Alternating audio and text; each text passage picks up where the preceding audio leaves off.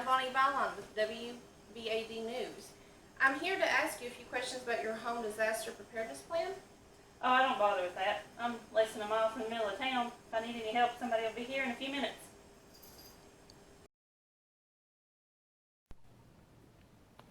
Hi, this is Mayor Harold Sloan, bringing you a short public service announcement, reminding you that during disasters, how the importance of you and your family having a preparedness kit.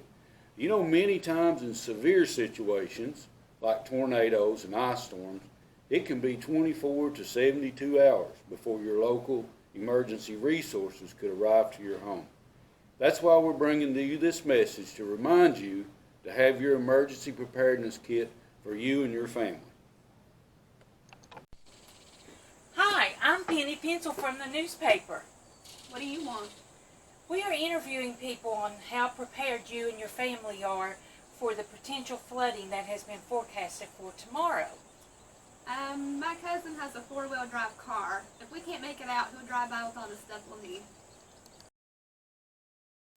This is John Hunt. I'm with Kentucky Department of Public Health, Regional Preparedness Coordinator for the Region 10 5-Co area, northeastern part of Kentucky. Working here today, Ron Enders in the Lawrence County Health Department on the importance of the First 72 on You campaign and the First 72 on You having a kit that takes care of you and your family and your animals for the first 72 hours after an event, whether it be man-made or natural. One of the first things that you need is a kit for every person in your house. This will help self-sustain them for the first 72 hours or a little more after a disaster. You also want to have one of these 72-hour kits for each pet that you have. Because remember, your pets require a gallon of water a day just as a human does. In an emergency, the first responders are going to take care of those that are hit the hardest, that are trapped, that are injured. They're not going to be able to come to you because you've run out of something and need to be able to get to town to get it in the flooding event, in a tornado event. You know, you need to already have this.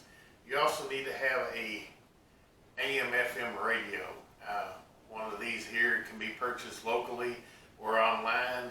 They have the ability they have a wind up so that you never have to have batteries to make them work. So you can still hear broadcasts either on the AM or FM stations that will still be broadcasting messages out during this time of need.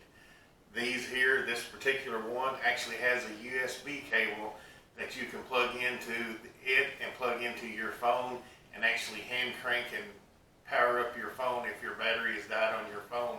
So even if you don't have electric, you could still power up your phone with this small AM/FM radio. It would be in your first 72 on You kit. So remember, ain't nobody going to take care of you like you're going to take care of you and your family. Take care of them first. Hey, I'm Susie Showtime from Neighborhood News. Can I ask you an important question? Yes, you sure can. I watch on the news all the time. You're famous. Thank you. Now, do you have a home readiness kit? Yes, I do.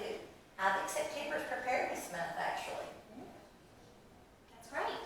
Yeah, I think I have everything ready. Don't have my medicines ready, though. I think my pharmacy or pharmacist can take care of that if I have to have them.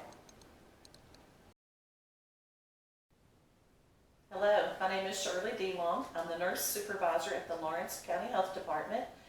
The first 72 hours after a disaster, it's very important that you have enough medication to maintain your health. Keep all of your scripts up to date and have them ready. Thank you. Hello, I'm Vicki, voiceover from Channel 20 News. Do you have a moment? Am I going to be on TV? Yes, you will. In that case, what can I do for you? We're doing a show on how to be prepared for natural disasters. Honey, I've been prepared since the first day I got married. Good, good. Then you know exactly what I'm talking about when I say family preparedness plan. Say what? You know, a plan to keep your family safe 72 hours after a disaster strikes. I have a flashlight. It should work, but I don't know. The kids may have taken the batteries out.